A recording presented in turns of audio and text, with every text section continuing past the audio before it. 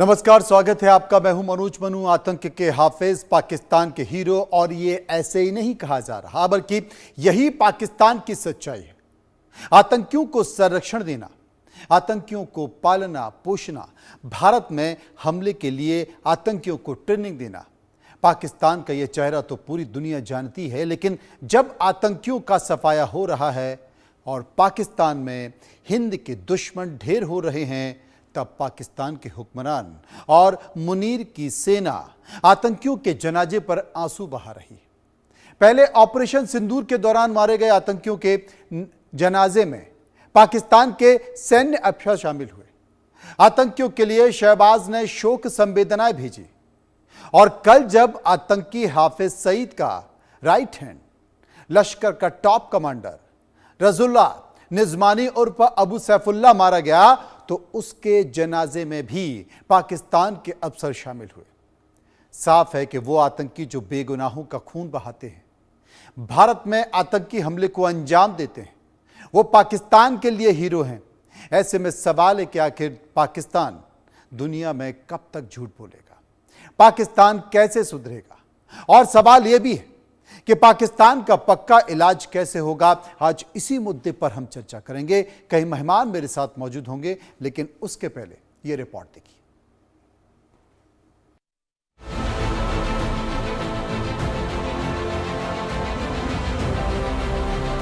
पाकिस्तान में आतंक का एक और आका ढेर हो गया। लश्कर का टॉप कमांडर रजुल्लाह निजमानी उर्फ अबू सैफुल्लाह मारा गया। अज्ञात हमलावरों ने हाफिज के राइट हैंड को खल्लास कर दिया। सैफुल्लाह को पाकिस्तान के सिंध में मतली फलकारा चौक के पास गोली मारकर हमलावरों ने उसे जहन्नुम भेज दिया। ये वही सैफुल्लाह था जो 2006 में नागपुर के आरएसएस मुख्यालय पर हुए हमले में शामिल था।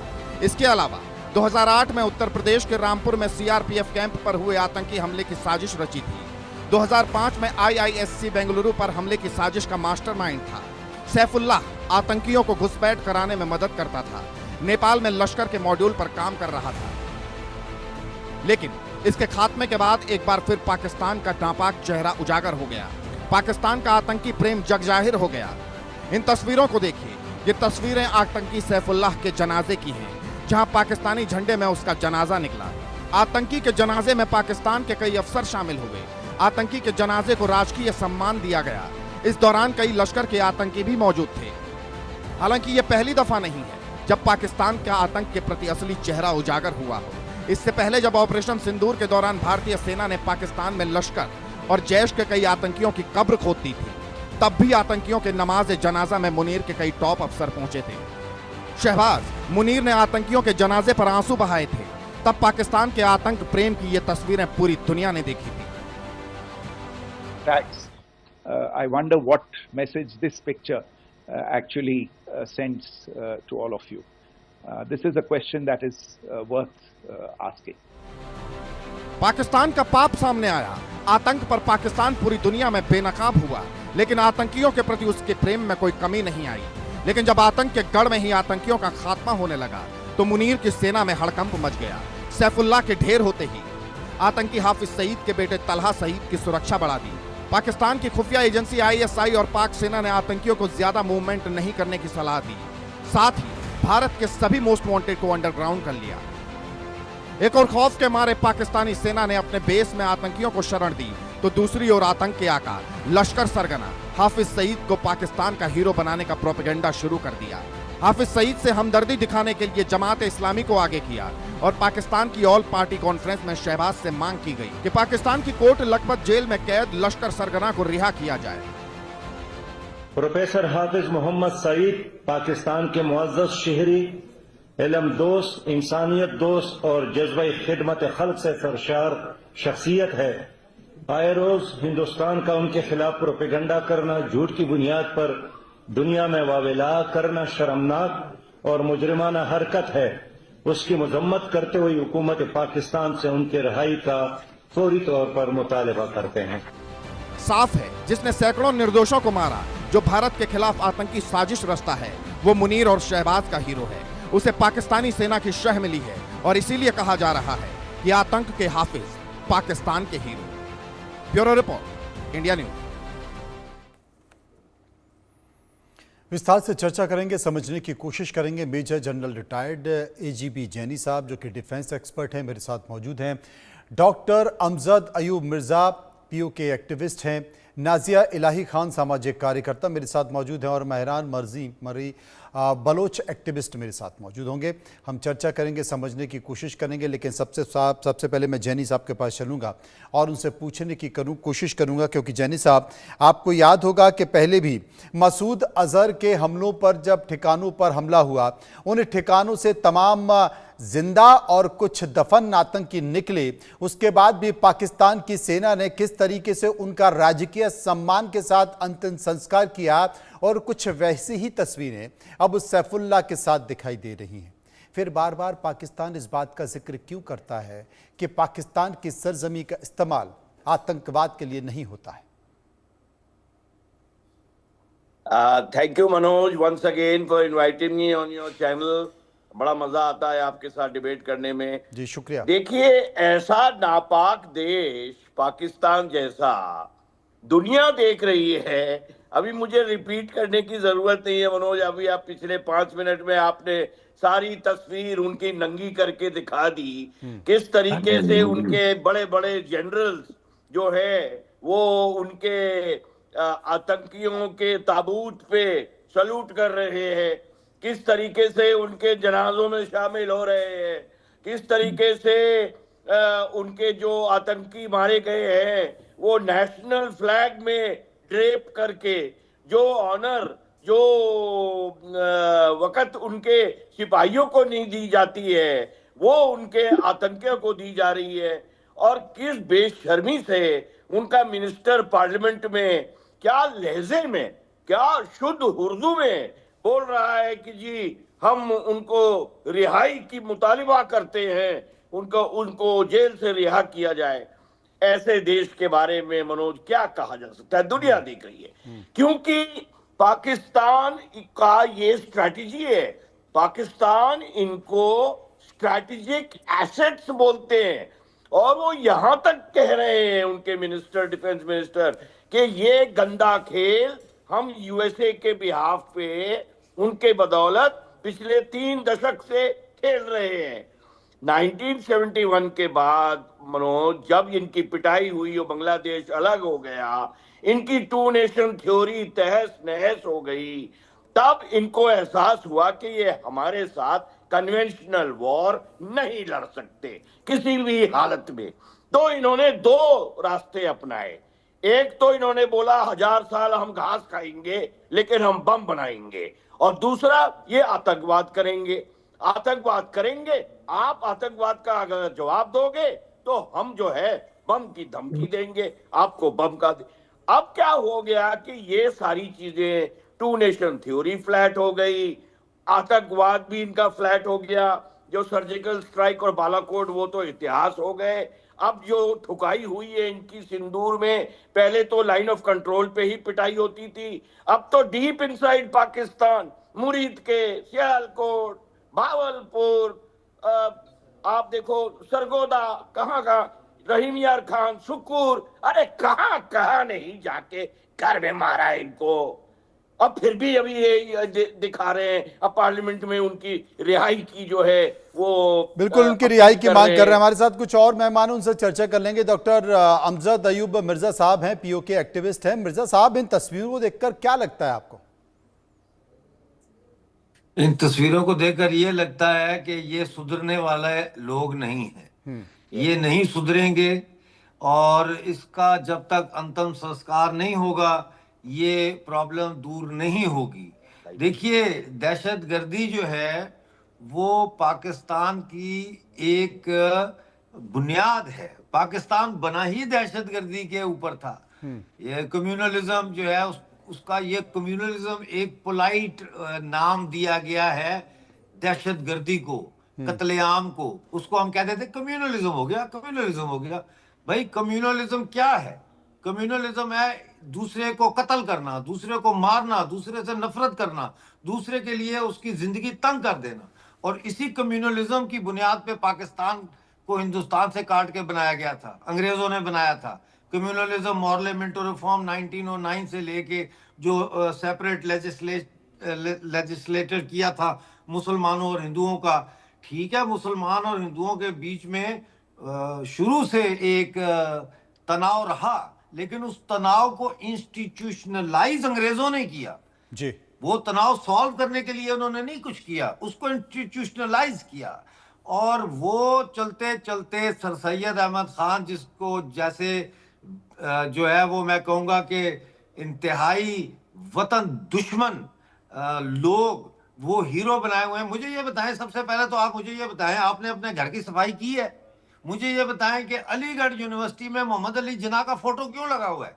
जिसने देश तोड़ा उसका फोटो क्यों लगाया हुआ वहां पे? उसका फोटो उठा के बाहर फेंके।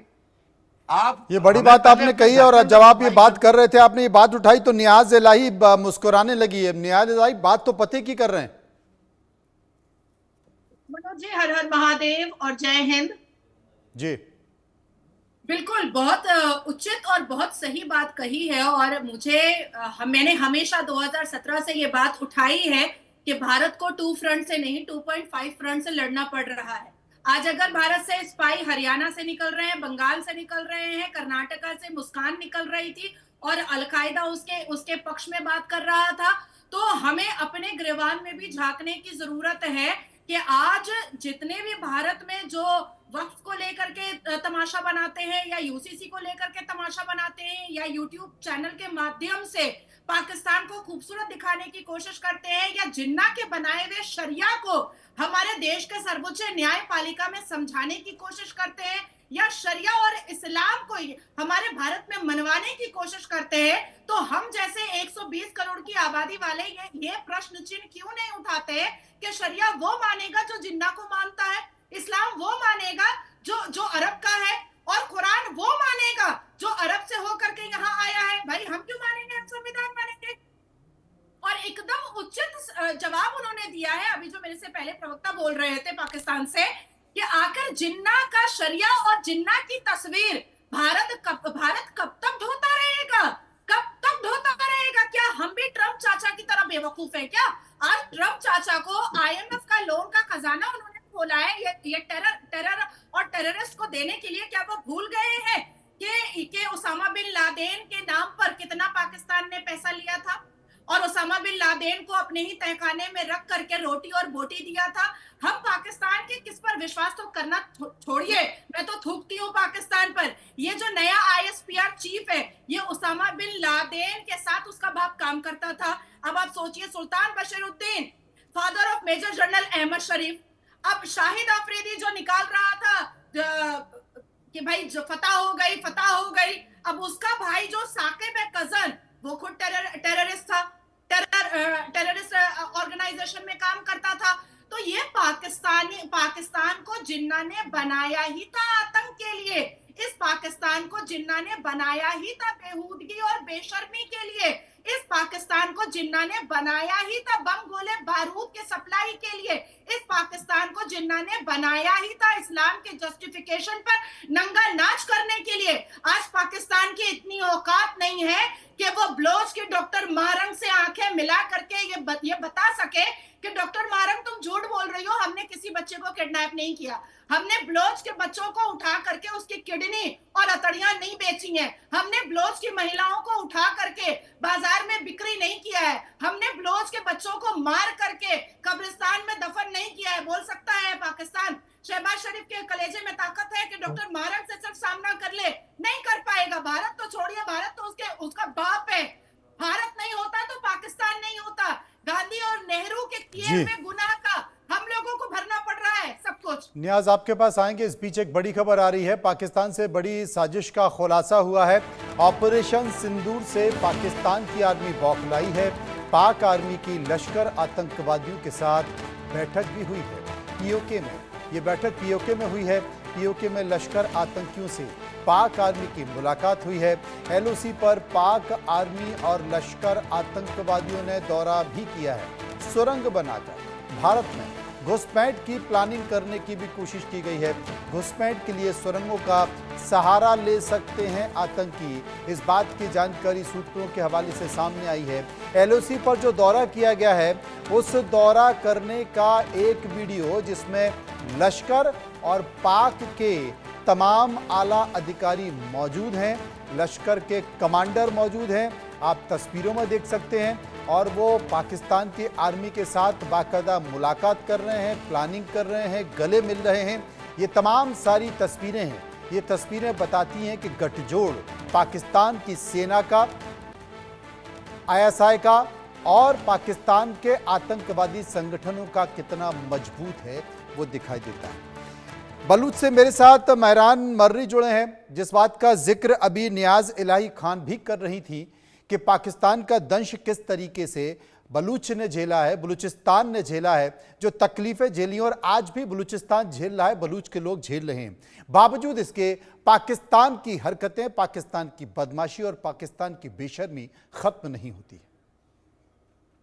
जी, मैं इनको सलूट पेश करता हूं जिस खूबसूरती से इन्होंने इस नापाकिस्तान को बयान किया और एक्सप्लेन किया और डिस्क्राइब किया। बिल्कुल इनके अल्फाज करेक्ट हैं। जी, एक चीज आपने शुरू में फोटो दिखाई, सारे दहशतगर्द दाढ़ियों वाले और दो दहशतगर्द वर्दियों वाले साथ मिलके फातिहा पढ़ रहे हैं, कौन मरा कौन बचा, एक दूसरे के घर जा रहे हैं। ये एक ही जानवर है दोनों, खाली कपड़े डिफरेंट पहनते हैं, हुलिया थोड़ा डिफरेंट होता है और है एक ही जानवर। वो बोलते हैं पिक्चर सेज 1,000 वर्ड्स। आप सारे फोटोओं में देखें, आपको पूरा इस नापाकिस्तान का वजूद, इसका बुनियाद सब कुछ नजर आएगा। जैसे डॉक्टर अमजद भाई ने कहा कि बिल्कुल ये एक दहशतगर्दी के बुनियाद पे बना है, नफरत पे बना है। और आप लोग एक चीज, आप लोग से माने हिंदुस्तान एक चीज जो नहीं समझ रहा है, we should not play into the hands of नापाकिस्तान। उसने ये घटिया हरकत जो किया टूरिस्टों को मारने का, उसको पता था कुछ रिएक्शन आएगा। वो ऑलरेडी बहुत बड़े घटनाओं में है, ये मुल्ला मुनीर जो है। अभी हम जो अभी भी बात कर रहे हैं इन घटिया फौज, इस नापाकिस्तान के बारे में, इनके रेटिंग्स चढ़ रहे हैं। इनके मुल्क के अंदर बकरियां रहते हैं, जो वहाँ इंसान नहीं है, वहाँ टोटली कंट्रोल्ड एक अवाम है जो इनके ही बातों पे चलता है। थोड़ा अवाम ने आंख खोल दिया था इमरान खान के बलबूते पे और वजूहत से, उसके विजन की वजह से वो भी अभी खामोश हो गए, अभी डर गए कि अभी फिर से मुल्ला मुनीर के रेटिंग्स हाई हो गए, नापाक फौज के हाई हो गए कि हिंदुस्तान को हमने फतह कर दिया, हमने ऐसा बम मारा, हमने वो वैसा किया। तो बेसिकली इसका इलाज बहुत सिंपल है, हमको इस पे तजिया नहीं करना चाहिए। सबको पता है कि इसको डिसमेंटल होना है। हिंदुस्तान हिम्मत करे, आगे बढ़े। हमने पहल किया, आप हमारे सपोर्ट में आए, इसको तोड़ के खत्म करना है। क्या हम बोलते हैं सांप सांप सांप सांप डस रहा है, सांप डस रहा है, सांप को मार दें जी, सिंपल सोल्यूशन। हम क्यों इतना लेंथी और कंफ्यूज कर रहे हैं, अपने आवाम को, अपने सियासतदान लोगों को कंफ्यूज कर रहे हैं, हम भुगत रहे हैं। It has to come to an end as soon as the sooner the better. ये बड़ा संकेत है। मेरे साथ जैनी साहब मौजूद है। जैनी साहब, आपने देखा कि जब भारत पाकिस्तान के बीच तनाव चल रहा था, उस तनाव में भी IMF ने एक बड़ी रसद, बड़ी इमदाद पाकिस्तान को दे दी। और अब जो तस्वीरें दिखाई दी हैं, तब जबकि मसूद अजहर के परिवार के लोग और उनके साथियों को जब उनका नमाज जनाजा था, उस वक्त भी पाकिस्तान के बड़े अधिकारी, कमिश्नर वहां पर मौजूद थे। और अभी सैफुल्लाह के टाइम पर भी दिखाई दे रहा है, बाकायदा जो आतंकवादियों की लिस्ट में हैं, जिनकी पहचान आतंकवाद के तौर पर है, उन्हें राजकीय सम्मान दिया जा रहा है। ये अंतर्राष्ट्रीय मंचों पर दूसरे देशों को दिखाई नहीं देता है, ये उन लोगों को दिखाई नहीं देता, ये चाइना को दिखाई नहीं देता है, जिसमें वो उस बात का जिक्र करता है कि हम पाकिस्तान के साथ तो हैं, लेकिन आतंकवाद के साथ बिल्कुल नहीं है। जबकि पाकिस्तान और आतंकवाद का चोली दामन का साथ है, हर पल दिखाई देता है, सबूत निकल कर आते हैं, हर घटना के बाद निकल कर आते हैं। उसके बाद भी अंतर्राष्ट्रीय मंच पर तमाम दूसरे देश जो आतंकवाद के खिलाफ खड़े होकर एकजुट होने की बात कर रहे हैं, जिसमें US ही क्यों ना हो, ट्रंप साहब ही क्यों ना हो, उन्हें दिखाई नहीं देता है।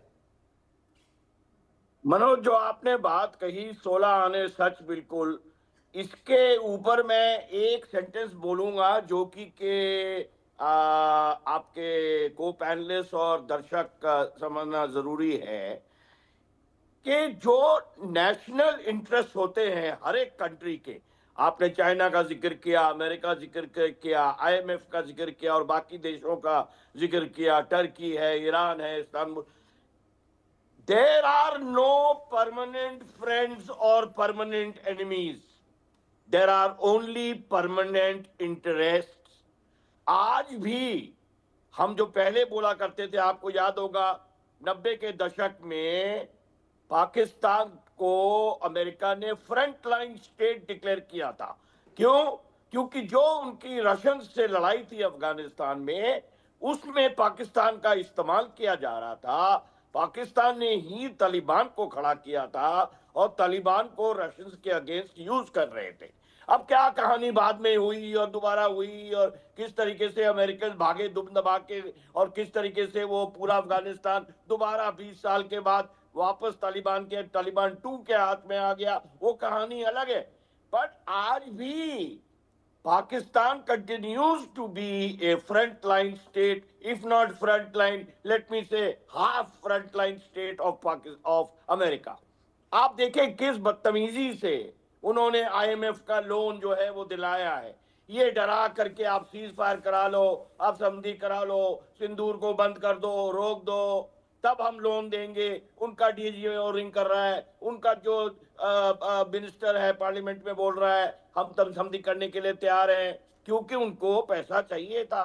उनकी माली हालत इतनी गिरी हुई है, कटोरा लेके दुनिया भर में घूम रहे हैं, उनके पास खाना नहीं, उनके पास पेट्रोल नहीं। अब तो सिंधु ट्रीटी बंद होने के बाद में उनके पास पानी भी नहीं है। अब खरीफ की क्रॉप आ रही है, सूखे मरेंगे, भूखे मरेंगे। उनको क्यों नहीं एहसास होता? और मेरे से पहले वाले वक्ता ने बहुत सही बोला, बहुत सही शब्दों में बोला, ये सांप को हम क्यों सांप है। अरे सांप का सर काटो और खत्म करो यार, एक बार के लिए। Why don't we finish the मौका मिला था जिनी साहब, मौका मिला था छोड़ दिया, मौका मिला था फिर से छोड़ दिया। And this can only happen, Manoj, I'll take 30 seconds more, if we balkanize Pakistan. I am not saying disintegrate Pakistan, Pakistan को बर्बाद मत करो, ठीक है, पाकिस्तान रहेगा, हमारे लिए शायद और बवाल खड़ी हो जाएगी, लेकिन in Sindh we can make Sindh अलग from them. Balochistan has already declared independence. हमने लाल किले पे चिल्ला के बोला था हम बलूचों को सपोर्ट करेंगे, बलूच को सपोर्ट करेंगे। अरे अभी सपोर्ट करो भाई, उसको दो, साधो सामान दो, पैसा दो, रॉ दो, उनको एजेंट्स दो, इंटेलिजेंस दो। उनको उधर खैबर पख्तूनख्वा में हल्ला हो रहा है, जो तालिबान चाह रहा है कि डुरैंड लाइन को खत्म करो।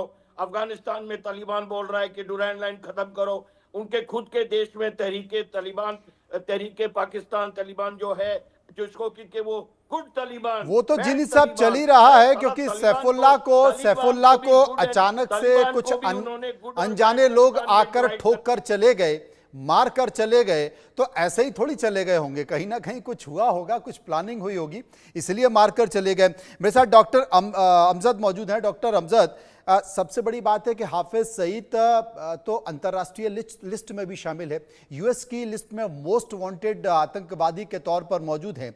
और तलदा, जब भारत पाकिस्तान के बीच तनाव चल रहा था, जब भारत ने सिंधु जल समझौता तोड़ने की बात की थी, उस वक्त भी हाफिज सईद ने कहा था कि तुम हमारा पानी रोकोगे तो हम तुम्हारी सांसें रोक देंगे। देश के प्रधानमंत्री नरेंद्र मोदी के बारे में इस तरह का जिक्र किया था। और जब तनाव ज्यादा बढ़ गया तो तल्ला, जो कि हाफिज सईद का बेटा था, उसने अपने साथियों को संबोधित करते हुए कहा था कि घबराने की बात नहीं है, मेरे अब्बू को आईएसआई और पाकिस्तान की आर्मी ने सुरक्षित जगह पर पहुंचा दिया है। तो यह क्या दोहरा तरीका है? पीओके में आतंकवादियों के तमाम कैंप चल रहे हैं, लश्कर के कैंप चल रहे हैं, तमाम सारे ऐसे सबूत हैं, आजकल तो सैटेलाइट में सब पता चल जाता है। ये जीते जागते बयान वहां पर मौजूद हैं कि किस तरीके से पाकिस्तान की जो सेना है वो सपोर्ट कर रही है, इन्हें बचा रही है, इन्हें की रक्षा कर रही है। अभी जो वीडियो हमने अपनी टीवी स्क्रीन पर दिखाया वो भी पीओके में एक मीटिंग का है, जिसमें पाकिस्तान की सेना के लोग, लश्कर के लोगों ने बैठक की है, गले मिले हैं और प्लानिंग बनाने की कोशिश की है। और इस बात की कोई गारंटी नहीं है, इस बात की कोई गारंटी नहीं है कि सीज फायर में जिन बातों का जिक्र किया गया है कि भैया आतंकवाद नहीं होगा, ट्रंप साहब ने काला चश्मा लगा के ये कह दिया हो, लेकिन उस काले चश्मे के अंदर क्या है ये तो किसी को पता नहीं है। इस बात की क्या गारंटी है कि पाकिस्तान की तरफ से फिर से कोई आतंकवादी घटना हिंदुस्तान में नहीं होगी? देखिए, दो चीजों पे मैं यहाँ थोड़ा सा बात करना चाहता हूँ। एक तो ये कि ये जो लश्कर के साथ इनकी मीटिंग हुई है, ये एक नया हमला तैयार कर रहे हैं इंडिया पे, और ये आप देख लेंगे एक हफ्ते के अंदर अंदर जो है ये दूसरा अटैक करेंगे। मेरी जो इन्फॉर्मेशन है वो ये है फ्रॉम ग्राउंड। अब पता नहीं वो उसको पोस्टपोन करते हैं या क्या करते हैं, लेकिन इस वक्त एज वी स्पीक तैयारी हो रही है एक और आतंकवाद हमले की इंडिया में। दूसरी बात यह है कि ट्रंप क्या कहता है क्या नहीं कहता है, हमें आदत पड़ गई है दूसरों को जहन में रख के पॉलिसी बनाना। वो क्या कहेगा, इस पे क्या असर होगा, फलां कैसे देखेगा हमें, ये हम दूसरों को देख के तो अपना फैसला करते हैं। हम एक आजाद देश हैं, हमें किसी की पूछना नहीं है। अमेरिका ने किसी से पूछ के अफगानिस्तान पे हमला किया था, टोनी ब्लेयर ने किसी से पूछ के इराक पे हमला किया था, तो हमें कोई पूछने की जरूरत नहीं है। ये खुद जब इनका दिल होता है कहते हैं प्रीएम्प्टिव स्ट्राइक कर रहे हैं हम, यानी कि हमें खतरा है कि ये हो जाएगा हमला हम पे, इसलिए हमने पहले प्रीएम्प्टिव स्ट्राइक कर दी। तो हमारे क्या, हमने चूड़ियां पहनी हुई हैं, हम क्यों नहीं कर सकते प्रीएम्प्टिव स्ट्राइक। दूसरा आईएमएफ, देखिए 1993 के बाद इंडिया ने आईएमएफ से कभी लोन नहीं लिया, लेकिन अभी तक ये जो पैकेज है इसको मिला के 24 बेल आउट पैकेजेस पाकिस्तान को दिए गए हैं। तो किस चीज को बेल आउट कर रहे हैं वो? आवाम तो भूखी मर रही है, पहले से भी ज्यादा भूखी मर रही है। तो बेल आउट ये करते हैं पाकिस्तान आर्मी को, पाकिस्तान की बड़ी ब्यूरोक्रेसी को, पाकिस्तान की पार्लियामेंट में बैठे हुए बड़े बड़े जागीरदार, सरमायादार और वॉर जिंगोइज्म चलाने वाले जो हैं उनको बेल आउट कर रहे हैं ना। ये जनता को तो बेल आउट नहीं कर रहे। ये आईएमएफ ने वहां पे कोई दफ्तर तो नहीं खोला हुआ कि भाई जिसकी तनख्वाह 20,000 से कम है, आओ हम कर्जा दे रहे हैं, हमसे ले लो और ये साइन कर दो, 5 साल के बाद दे देना। ये तो पाकिस्तान और बददयांती का मैं सोच रहा था कि इंग्लिश में बददयांती को क्या कहते हैं, गालबन डिसऑनेस्टी कहते हैं। ये जितने भी आईएमएफ के कर्जे हैं ये बददयानती पर दिए गए हैं पाकिस्तान को। जब आप भी किसी को कर्जा देंगे मनोज साहब, तो आप ये जरूर जांच करेंगे कि भाई इसके पास कोई जॉब है, ये कल मुझे कर्जा वापस भी कर सकता है कि नहीं कर सकता। अब आप मुझे ये ना बताइए कि आईएमएफ जो है इतनी स्टूपिड है कि उसके पास पाकिस्तान का इकोनॉमिक मैप नहीं है, चार्ट नहीं है, उसके पास उसकी प्रोजेक्शन नहीं है, उसके पास उसका माजी का इतिहास नहीं है। तो फिर एक ऐसे देश को कर्जे पर कर्जा क्यों दिया जा रहा है जो कर्जा वापस ही नहीं कर सकता, बल्कि कर्जा वापस करने के लिए उसको मजीद कर्जा चाहिए। ये सब मिले हुए हैं, ये सब मिले हुए हैं। हमें अपनी आईएमएफ बनानी चाहिए, साउथ एशिया की आईएमएफ इंडिया को बनानी चाहिए अपने इस रीजन के लिए। बिल्कुल सही बात है। और इस बीच एक बड़ा झटका पाकिस्तान को लगा, चूंकि डॉक्टर अमजद आईएमएफ की बात कर रहे थे, तो बेल आउट पैकेज से जो पहले लगाई गई शर्तें हैं वो हटा दी हैं। आईएमएफ ने पाकिस्तान पर 11 शर्तें लगाई। बेल आउट पैकेज से पहले 11 शर्तों की एक लिस्ट थमा दी गई है पाकिस्तान को, और वो लिस्ट जो है वो पूरा करना होगा पाकिस्तान को, उस पर गंभीरता से विचार करना होगा। लेकिन मुझे लगता है कि ऐसे बहुत सारी शर्तें पहले भी लगाई गई हैं, और लेकिन पाकिस्तान ने क्या कभी गौर किया? आईएमएफ जब भी लोन देता है तो एक बड़ी शर्त ये भी होती है कि भाई इस पैसे का इस्तेमाल आप आतंकवाद के खिलाफ नहीं करेंगे, बल्कि इस बात का जिक्र चीन से भी जो पैसा मिलता है, चीन की सरकार भी ये आरोप लगा चुकी है कि आपने हमारे पैसे का ज़्यादातर इस्तेमाल तो भ्रष्टाचार में कर दिया। आपके यहाँ भ्रष्टाचार होता है, और वहाँ भ्रष्टाचार कौन करता है? वहाँ पर भ्रष्टाचार कोई और नहीं बल्कि सेना से जुड़े लोग ही करते हैं। लेकिन अब तक कितने आतंकवादियों को मार गिराया? एक डेटा है, वो मैं आपको ग्राफिक के जरिए दिखाता हूं। आप समझ जाएंगे कि आखिर कौन कौन से आतंकवादियों को मारा, कौन मरा, कहां पर मरा और कब मरा। गौर से अगर देखेंगे तो आप ग्राफिक के जरिए समझ सकते हैं कि ये सैफुल्लाह है, लश्कर का कमांडर सैफुल्लाह, जो कि भर्ती करता है, आतंकवादियों की भर्ती करता है, उनके लड़ाकों की भर्ती करता है, चिन्हित करता है, ढूंढता है। वो सैफुल्लाह सिंध में मारा गया और 18 मई 2025 को मारा गया, जिसे लेकर बवाल हो रहा है कि सेना के तमाम लोग वहां पर क्यों पहुंच गए। इसके साथ साथ आप देखेंगे कि लश्कर कमांडर अबू कताल झेलम में मारा गया और 15 मई को मारा गया। ये कई सारी परिस्थितियां हैं, और इन 2 कमांडरों के मरने से बड़ा बवाल मचा हुआ है। बवाल इस बात को लेकर भी मचा हुआ है कि आखिर इनके मरने पर, इनके जनाजे पर क्यों पाकिस्तान की आर्मी और पुलिस वहां पर दिखाई दी। लश्कर आतंकी, आमिर सरफराज लाहौर में मारा गया, 14 अप्रैल 2024 को मारा गया। लश्कर आतंकी अदनान अहमद कराची में मारा गया, 6 दिसंबर को मारा गया। ये मैं वो लिस्ट बता रहा हूं, उन आतंकवादियों की लिस्ट बता रहा हूं जो कि मारे गए हैं। इसके साथ साथ लश्कर का आतंकी अकरम खान खैबर पख्तूनख्वा में मारा गया, नवंबर 2023 में मारा गया। जैश का आतंकी शाहिद लतीफ मारा गया, वो सियालकोट में मारा गया। हिजबुल कमांडर बशीर मारा गया, वो रावलपिंडी में मारा गया। और ये तमाम जो संख्या है मैं आपको बता रहा हूं कब मारे गए। 11 अक्टूबर 2023 को जैश का आतंकी शाहिद लतीफ मारा गया। ये वो आतंकी हैं जिन आतंकियों के मरने के बाद लगातार उन्हें सम्मान देने की कोशिश की जा रही है, राजकीय सम्मान के साथ उन्हें दफन किया जा रहा है और ये कहा जा रहा है कि साहब हमारी सरजमी का इस्तेमाल तो कभी होता ही नहीं है।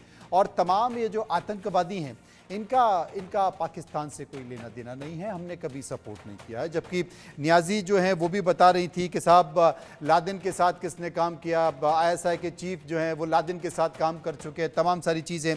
अब नियाजी मेरे साथ मौजूद हैं, उनसे पूछने की कोशिश करता हूँ। नियाज इलाही खान, ये जो मौका मिला था पाकिस्तान को एक बार ठीक करने का, सीज फायर हो गया, ट्रम्प साहब काला चश्मा लगा के आ गए और इसमें कूद गए। बहुत सारे लोग इस बात को लेकर निराशा में हैं कि एक बार पाकिस्तान को सबक सिखा दिया जाता, क्योंकि पाकिस्तान तो देखो सुधरने को तैयार नहीं है। और डॉक्टर अमजद भी इस बात का जिक्र कह रहे हैं कि उनके पास जो जानकारी है वो जानकारी ये है कि कभी भी भारत के ऊपर हमला हो सकता है, इसकी तैयारी हो रही है। लश्कर के साथ पाकिस्तान की आर्मी ISI प्लानिंग कर रही है और इसलिए भी क्योंकि जिस तरीके से हमला हुआ मसूद अजहर के ठिकानों पर, तमाम आतंकी ठिकानों पर घर में घुसकर किया हुआ, वो भी तो बिलबिलाकर बैठे होंगे, वो भी तो अपना बदला लेने की तैयारी कर रहे होंगे। और जब बदला लेने की तैयारी करेंगे तो ना पाकिस्तान की सेना बीच में आएंगी और ना ट्रम्प साहब काला चश्मा लगाकर बीच आएंगे। प्रधानमंत्री ने उरी के बाद 2016 में कहा था खून और पानी एक साथ नहीं बह सकता। शायद पगलिस्तानियों को समझ में नहीं आया था कि जाहिलिस्तानियों को क्या समझाया जा रहा है, जो 2025 में ऑपरेशन सिंदूर से पहले समझा दिया गया। उसके बाद फिर हमारे आदरणीय प्रधानमंत्री मोदी जी ने कहा कि टेरर और टॉक एक साथ नहीं हो सकता, और उसके बाद फिर कहा टेरर और टूरिज्म एक साथ नहीं हो सकता।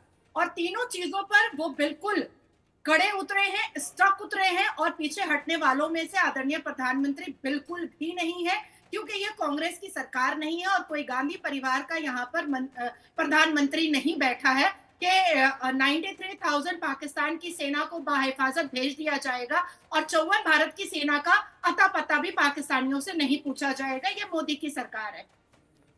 दूसरी बात मैं आपको बता देना चाहती हूँ कि जिस ब्लफ पर पाकिस्तान जी रहा था कि एटमी ताकत है, पाव किलो का बम है, पौवा बम हम मार देंगे और किलो बम हम मार देंगे, हम अपनी एटमी ताकत को दिखा देंगे। आज उस एटमी ताकत के रेडिएशन में खुद ऐसे फंसे और मरे पड़े हैं कि कई डिस्ट्रिक्ट को पाकिस्तान को खाली करना पड़ रहा है। खैबर पख्तूनख्वा की बात जरूर उठी है, और क्योंकि ब्लोच के प्रवक्ता यहाँ पर बैठे हुए हैं, जिस तरीके से बन्नौर वगैरह में खैबर पख्तूनख्वा में आतंकी खेल खेला जा रहा है, उसको भी ब्लोच को अपनी निगरानी में लेना चाहिए और वहां पर भी आगे यलगार कहना चाहिए। तीसरी बात मैं कहना चाहूंगी कि जो कभी मैप में था नहीं, नेहरू और जिन्ना की दोस्ती और गांधी के इंटरवेंशन से मैप में बना है, क्या पता कल को कभी दोबारा मैप में ना रहे, ये भी तो हो सकता है ना, क्योंकि भारत देश का प्रधानमंत्री तो मोदी है, इंदिरा गांधी तो है नहीं कि उनको तो 71 में मौका मिला था कि पीओके ले आए, उनको तो 71 में मौका मिला कि बांग्लादेश को इस्लामिक देश ना बना करके अखंड भारत में जोड़ ले। लेकिन इस बार मोदी की सरकार है और हमें बिल्कुल भी कंफ्यूजन में नहीं रहना चाहिए। चौथी बात मैं ट्रम्प चाचा के लिए बोलना चाहती हूँ कि अमेरिका में सुकून शांति जो है ना, वो ट्रम्प चाचा को पसंद नहीं आ रहा है। हिंदुओं को उन्होंने सेंटिमेंटली अट्रैक्ट कर करके अपने वोट में बढ़ोतरी तो कर लिया, क्योंकि हम सबको पता है कि 2 मिलियन से ऊपर वहां पर वोटर जो हैं ट्रम्प चाचा के देश में, वहां पर हिंदू हैं। उन्होंने 2-4 जज्बाती बातें कह करके हिंदुओं से वोट तो ले लिया 1.7%, लेकिन वो ये भूल रहे हैं कि जिन आतंकियों को वो IMF लोन का खजाना खोल के दे रहे हैं और जिस उसामा बिन लादेन के रिश्तेदारों और दोस्तों को दे रहे हैं, 9/11 क्या भूल गए हैं? या 9/11 के बाद अमेरिका से लेकर के वो पूरा स्टेट, पूरी कंट्री किस तरीके से बिना सोए जाग करके गुजारती थी कि कौन से टावर पर दोबारा उसामा बिन लादेन अपना एरोप्लेन घुसा देगा। इस बार कहीं ऐसा ना हो कि ट्रंप के कलेजे में ही सीधा घुसा दे। आतंकी ठिकाना, आतंकी सरजमीन, आतंक को रोटी बोटी देने के लिए ही जिन्ना ने पाकिस्तान को बनवाया था। और अभी देखिए ऑपरेशन सिंदूर के ड्यूरेशन में पाकिस्तान के पार्लियामेंट में एक मंत्री ने क्या बोला कि इंग्लैंड में प्रॉफेट मोहम्मद सल्लल्लाहु अलैहि वसल्लम ने जिन्ना से मुलाकात की थी और जिन्ना को कहा था कि तुम जाओ और पाकिस्तान को बचाओ, तुम जाओ पाकिस्तान की सरजमीन का ख्याल रखो। अब आप बताइए कि जब प्रॉफेट मोहम्मद जिन्ना को बोल रहे हैं तो ये लोग तो खलीफा बनेंगे ही ना। खलीफा का मतलब होता है सक्सेसर ऑफ प्रॉफेट मोहम्मद, मतलब इस्लाम का झंडा लहराना है और बम गोला बारूद चलाना है, इस्लाम का झंडा लहराना है, सबको कत्ले आम करवाना है, इस्लाम का झंडा लहराना है, सबकी बहू बेटियों को लूटना है। ये तो करना ही है भाई, ये तो आसमानी किताब बोल रहा है।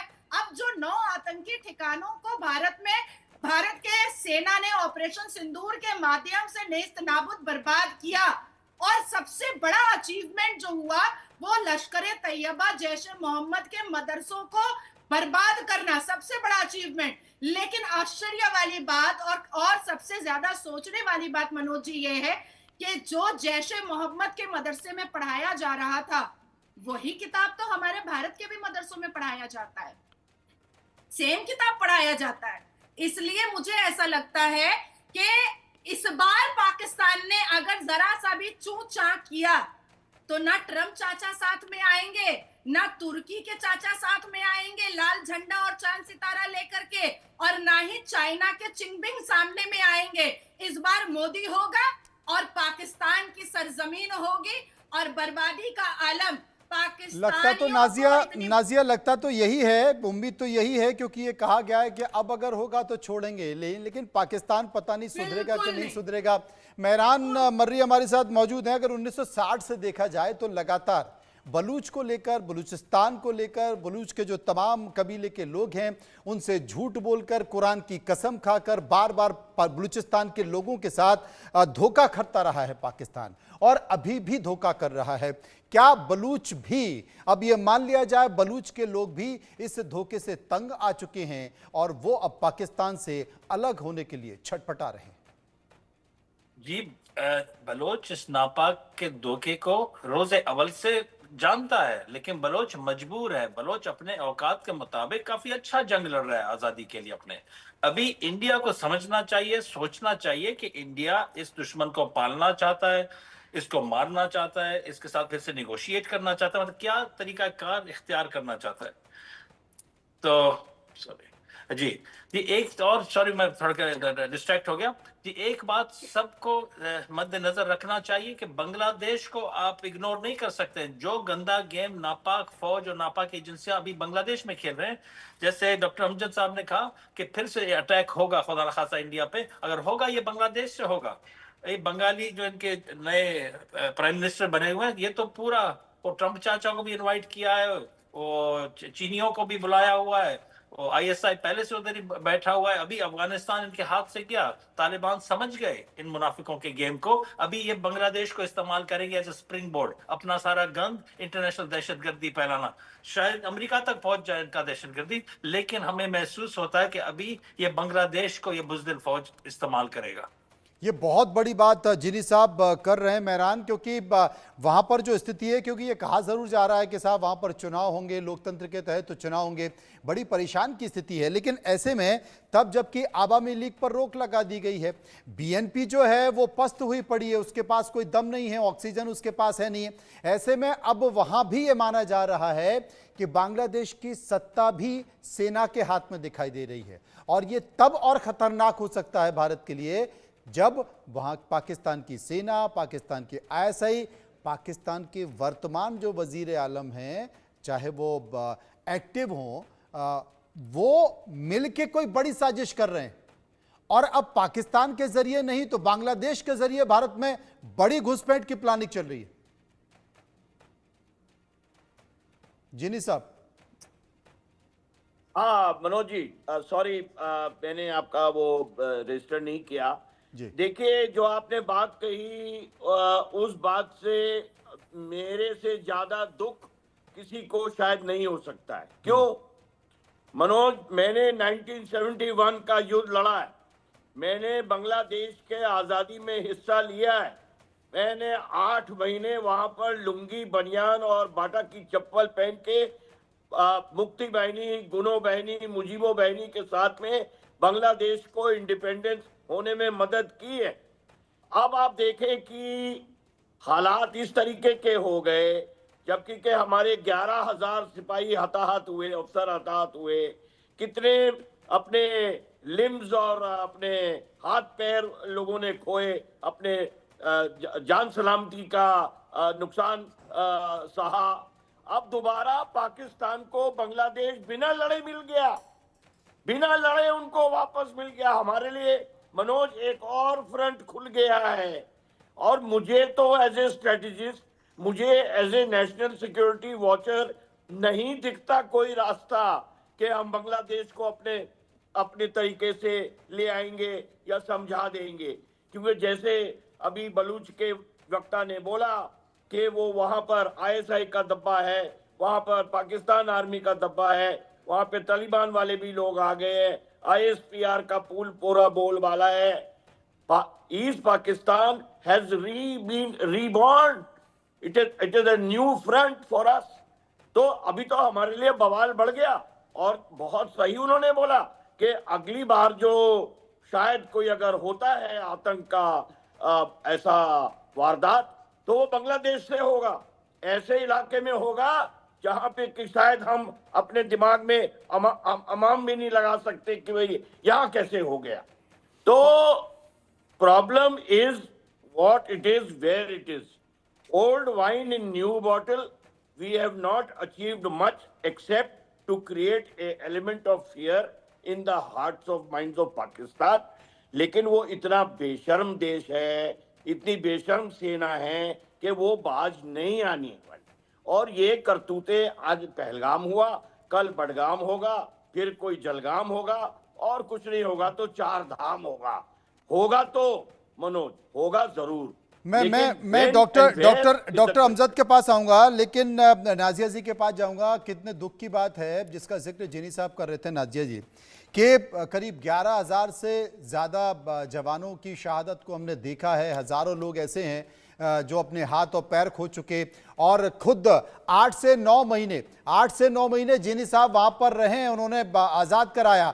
और अब पाकिस्तान को बिना लड़ाई किए बांग्लादेश मिल गया। वहां पर उनकी सरकार बैठी हुई, वहां की आईएसआई बैठी हुई, वहां की आर्मी बैठी हुई है, और वो मिलकर भारत के खिलाफ साजिश कर रहे हैं। और कोई बड़ी घटना, कोई बड़ा मामला वहां से हो सकता है, इसे क्या कहेंगे? मनोज जी, कुत्ते के दुम में और पाकिस्तान में कोई अंतर नहीं है, एकदम एग्जैक्ट। 10 जन्म गाड़ी है, वो टेढ़ा निकलेगा कुत्ते का दुम। उसी तरीके से पाकिस्तान को आप नहीं, तो क्या ये हमारा कूटनीतिक फेलियर है? क्योंकि बार बार ये कहा जा रहा था, खुद शेख हसीना ने इस बात का जिक्र किया था कि कुछ अमेरिका से आए हुए गोरों ने मेरी सरकार में तख्ता पलट किया, इस बात का जिक्र किया है। तो क्या ये कूटनीतिक फेलियर है कि भले ही बाइडेन साहब चले गए, ट्रंप साहब वापस आ गए, लेकिन अभी भी डीप स्टेट काम कर रहा है? और डीप स्टेट या बाकी का जो अमेरिका है, या अमेरिका की विदेश नीति है या कूटनीति है, वो वहां जो कुछ भी भारत के खिलाफ हो रहा है उसे सपोर्ट किया जा रहा है।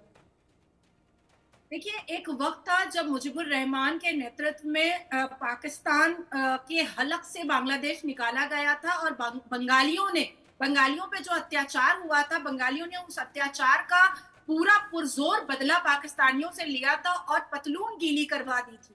और उसके बाद फिर शेख हसीना ने बांग्लादेश को संभाला, और शेख हसीना अल्टीमेटम देती रह गई कि कुछ गोरे हैं जो मेरे देश की तरफ आंखें उठा करके टेढ़ी नजरों से देख रहे हैं।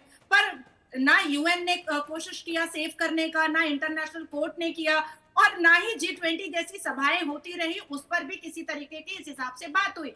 अभी जो ऑफिसर बोल रहे थे कि किस हिसाब अब जो होगा हमला वो बांग्लादेश के साथ मिल करके होगा, उसमें सबसे पहला जो नाम आने वाला है ना ऑफिसर साहब, वो आएगा पश्चिम बंगाल का।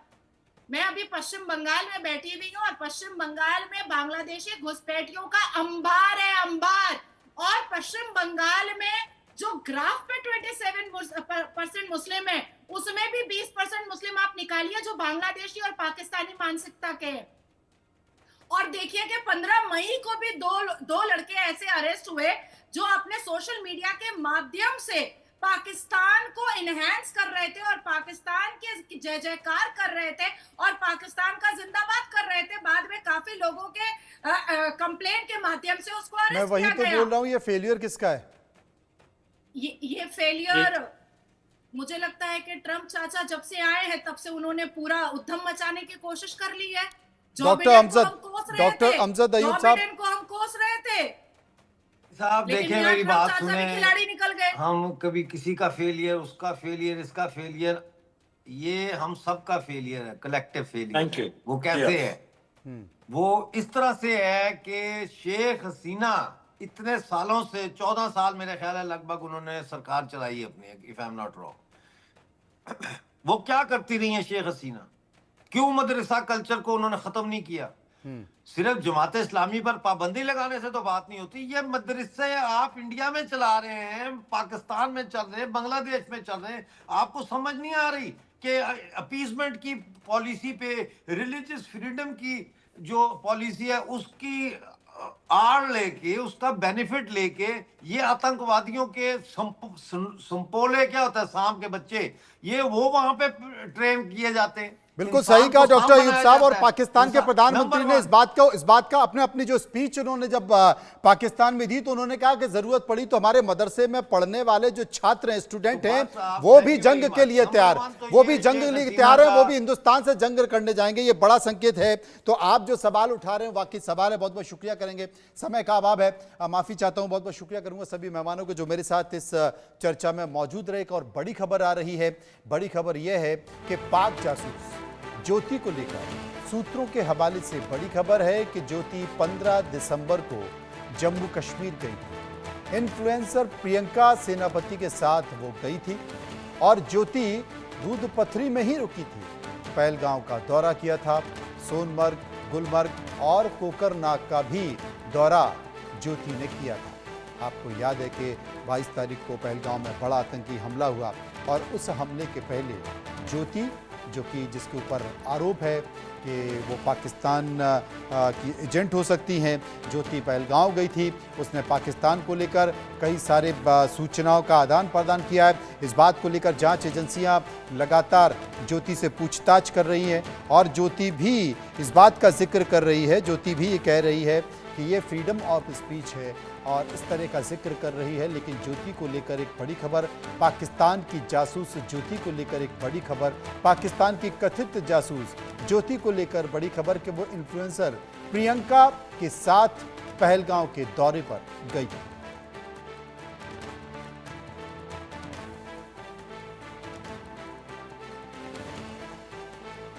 तो ज्योति 15 दिसंबर को जम्मू कश्मीर गई थी और वो पहलगांव भी गई थी। जम्मू कश्मीर के कई इलाकों में गई थी, पहलगांव का दौरा किया था। उसने कई सारे वीडियोस भी बनाए थे। सोनमर्ग, गुलमर्ग, इन तमाम इलाकों में गई थी। जो कि ज्योति के साथ तमाम जांच एजेंसियां कड़ी जोड़ने की कोशिश कर रही हैं, क्योंकि ज्योति कई बार पाकिस्तान की यात्रा कर चुकी है, पाकिस्तान एम्बेसी द्वारा किए गए कार्यक्रम में शामिल भी हो चुकी है। पाकिस्तान एम्बेसी में काम करने वाले अधिकारियों के वो संपर्क में थी और वो ज्योति को इनवाइट किया करते थे। तो लगातार कई बार उनके इनविटेशन पर, कई बार धार्मिक यात्राओं के जरिए ज्योति पाकिस्तान गई। यहाँ तक कि मरियम नवाज से बातचीत करते हुए और इंटरव्यू करते हुए भी वहाँ पर दिखे। आशिक इस वक्त हमारे साथ मौजूद है, हमारे संवाददाता। आशिक, ये इन्फ्लुएंसर प्रियंका सेनापति के साथ ज्योति पहुंची, जम्मू कश्मीर गई, पहलगांव का दौरा किया, सोनमर्ग, गुलमर्ग, कोकरनाग के इलाकों में भी गई, क्या जानकारी? देखिए बिल्कुल मनोज, जिस तरह से बीते साल बताया जा रहा है, सूत्रों के अनुसार ये पता चला है कि ज्योति जो है जम्मू कश्मीर के भी दौरे पर आई थी और पहलगाम, गुलमर्ग और सोनमर्ग के इन टूरिस्ट डेस्टिनेशंस पर भी वो रही है। और खासतौर पर अगर हम पहलगाम की बात करें, जहाँ पर जो आतंकी घटना घटी वहां तक भी वो गई थी। यानी कहीं ना कहीं अब तार जो है मिलते जुलते हैं और कहीं ना कहीं जो जांच एजेंसियां इस पर अब पता लगा रही है कि ज्योति के क्या कनेक्शन कश्मीर विजिट के थे और खासतौर पर जो डिटेल वो शेयर करती थी दानिश के साथ, जो कि पाकिस्तान एम्बेसी में था, और उसके साथ किस तरह के ताल्लुकात थे। लगभग 5 मरतबा ज्योति जो है पाकिस्तान गई है और उसके बाद चीन भी जो है वो गई थी। यानी अब कहीं ना कहीं इन चीजों की तरफ जो है इशारा जाता है, सुई इस तरफ जाती है कि जो पहलगाम में आतंकी घटना घटी, क्या उसका कनेक्शन ज्योति के साथ रहा है। हालांकि जिस तरह बीते साल दिसंबर के महीने में जो है ज्योति जम्मू कश्मीर के विजिट पर थी और खासतौर पर इसमें जो है तमाम तर जितनी भी प्रायोरिटी वाली टूरिस्ट डेस्टिनेशन है, जिसमें गुलमर्ग है, सोनमर्ग है या पहलगाम है, इन जगहों पर ज्योति जो है रही है और खासतौर पर वहां पर लोगों से भी बातचीत की है। और सबसे बड़ी बात, ज्योति जो है पहलगाम में एक डोक में भी रात को रही है। ये सबसे बड़ी इंफॉर्मेशन जो है जो निकल के सामने आ रही है। फिलहाल जांच एजेंसियां जो है वो इस पर जो है अपना स्टेटमेंट जो है जारी कर रही है और लगातार ज्योति से जो है इन्वेस्टिगेशन चल रहा है। लेकिन सबसे बड़ा खुलासा ये है कि बीते साल दिसंबर के महीने में ज्योति जो है जम्मू कश्मीर के दौरे पर आई थी और यहाँ पर वो लोगों से भी मिल रही थी। और सबसे बड़ी बात, पहलगाम जहाँ पर आतंकी घटना घटी, वहां पर उस घटना स्थल पर भी वो पहुंच चुकी थी। जी मनोज, ये बड़ा जानकारी हमारे संवाददाता आशिक दे रहे हैं। ज्योति के बारे में लगातार खुलासे हो रहे हैं। ज्योति का सोशल मीडिया प्रोफाइल भी जांच एजेंसियां खंगाल रही हैं और इन जांच एजेंसियों के साथ साथ बहुत सारी जानकारी भी मिल रही है। उड़ीसा से जो इन्फ्लुएंसर है प्रियंका सेनापति के साथ ज्योति जम्मू कश्मीर के दौरे पर गई थी। तो क्या प्रियंका सेनापति भी पाकिस्तान के कुछ ISI के संपर्क में हैं? इस बात को लेकर तमाम सारी जानकारी इकट्ठा करने की कोशिश जांच एजेंसी कर रही है। आशिक हमारे साथ मौजूद हैं। आशिक, चूँकि ज्योति को लेकर बहुत सारी बातें लगातार निकल कर आ रही हैं, कई सारी जानकारियां निकल कर आ रही हैं, जम्मू कश्मीर गई तो क्या जांच एजेंसियों ने इस बात का भी खुलासा किया है कि ज्योति जब पहलगाम भी गई तो वहाँ पर कौन कौन से ऐसे इलाके हैं जिनका वीडियो बनाया गया, जिनको शूट किया गया, और क्या उसके फ़ोन और लैपटॉप जो कि जांच एजेंसियों के पास चले गए हैं, कहीं ऐसा तो नहीं कि वो पाकिस्तान भेजे गए हों? देखिए बिल्कुल मनोज, जिस तरह से अब जांच एजेंसियों के पास उनके लैपटॉप और उनके मोबाइल फोन्स आ गए हैं, उससे साफ तौर पर पता चलेगा कि ज्योति जो है किस तरह से पाकिस्तान के साथ राब्ते में रही थी। और खासतौर पर जो दानिश के साथ उसका कांटेक्ट रहा है, वो Pakistan embassy Delhi high commission में भी रही है। वहां पर भी उसने वीडियो जो है वो अपने यूट्यूब चैनल पर डाले हैं। साथ ही साथ जब वो जम्मू कश्मीर के दौरे पर थी तो पहलगाम में भी उसने काफी ज्यादा वीडियो जो है वो अपने सोशल मीडिया हैंडल्स पर डाले थे। लेकिन ये वीडियोस किस तरह से अब पाकिस्तान पहुंचे, ये जांच एजेंसियां इस चीज का पता लगा रही है। और कल जिस तरह से जांच एजेंसियों की तरफ से ज्योति के घर पे रेड पड़ी और वहां पर उनके घर से जो है कई सारे मोबाइल फोन्स और लैपटॉप्स और भी कई सारी चीजें जो है वो रिकवर हुई है और उन सब चीजों को खंगाला जा रहा है। और सबसे बड़ी बात यह है कि जांच एजेंसियां जो है बारीक बीनी से इस सारे मसले को देख रही है, क्योंकि जो पहलगाम में आतंकी घटना घटी वहां पर उस बैसरन के इलाके तक आतंकियों का पहुंचना जो था वो काफी मुश्किल भी था, नामुमकिन भी था। जिस तरह से वहां पर लॉजिस्टिक फोर्स, वहां पर OGW काफी ज्यादा गिरफ्तार हुए हैं, उनसे भी कहीं ना कहीं जांच एजेंसियां जो है ये पता लग रही। लेकिन जो ज्योति का मामला सामने आया है कि ज्योति किस तरह से पाकिस्तान गई और वहां पर जो पाकिस्तान हाई कमीशन में दानिश उनके साथ राब्ते में आए, तो ये सारी चीजें जो है कहीं ना कहीं इस बात की तरफ इशारा देता है कि ज्योति का कनेक्शन पहलगाम अटैक के साथ हो सकता है। लेकिन फिलहाल आने वाले दिनों में जांच एजेंसियां तमाम तरह इन चीजों को जो है स्पष्ट करेगी कि किस तरह राब्ते में ज्योति आई और किस तरह का कनेक्शन पहलगाम मामले के साथ ज्योति का जुड़ा है। जी मनोज, बहुत बहुत शुक्रिया करेंगे आशिक का, जो विस्तार से जानकारी दे रही थी ज्योति कहाँ कहाँ गई, तमाम देशों की यात्रा की। इसके साथ साथ जो पाकिस्तानी उच्चायोग है उसके इफ्तार के कार्यक्रम में भी ज्योति कई बार शामिल हो चुकी है और यही कारण है कि पाकिस्तान की यात्रा, पाकिस्तान उच्चायोग के अधिकारियों के संपर्क में होना, जहां जहां आतंकी गतिविधियां हुई हैं वहां पर ज्योति का जाना, इन तमाम डॉट्स को कनेक्ट करने का काम जांच एजेंसियां कर रही हैं। फिलहाल खबरों के सफर में इतना ही। बाकी खबरों के लिए आप चलते रहिए इंडिया न्यूज के साथ। मुझे दीजिए इजाजत। नमस्कार।